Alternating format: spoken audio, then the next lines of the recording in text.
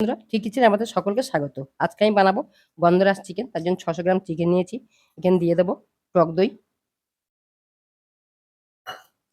আদা, রসুন, কাঁচা লঙ্কা, ধনে একসঙ্গে পেস্ট করে রেখেছি, সেটাও দিয়ে দেবো।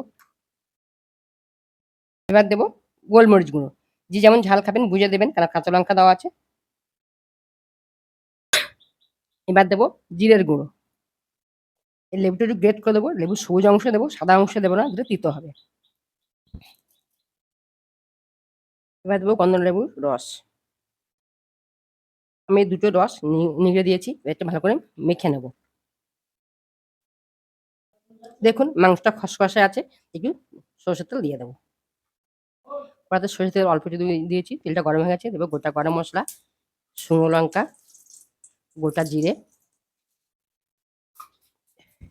এবার দেবো কুচানো পেঁয়াজ। দেখুন পেঁয়াজটা আমার ভাজা হয়ে গেছে, এর চেয়ে বেশি ভাজবো না। এবার আমি চিকেনটা দিয়ে দেবো। আমি চিকেন কিন্তু আগে লবণ দিইনি, এবার আমি লবণটা দেবো পরিমাণ মতো, দিয়ে ঢাকা দেবো।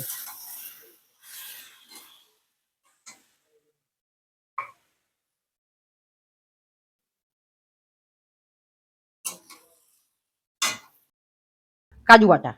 আবার এখানে কাজু চালমগজ দুটো দিতে পারবেন, কিন্তু আমি চালমগজ দিচ্ছি না, আমাদের চালমগজে অ্যালার্জি আছে, শুধু কাজু দিলাম। হয়ে গেছে। এবার দেবো দুটো কাঁচা লঙ্কা, কয়েকটা গন্ধরাজ লেবুর পাতা, আর স্লাইস করে কাটা গন্ধরাজ লেবু, দিয়ে 2 মিনিট ঢাকা দেবো, দিয়ে আমি নামিয়ে নেবো।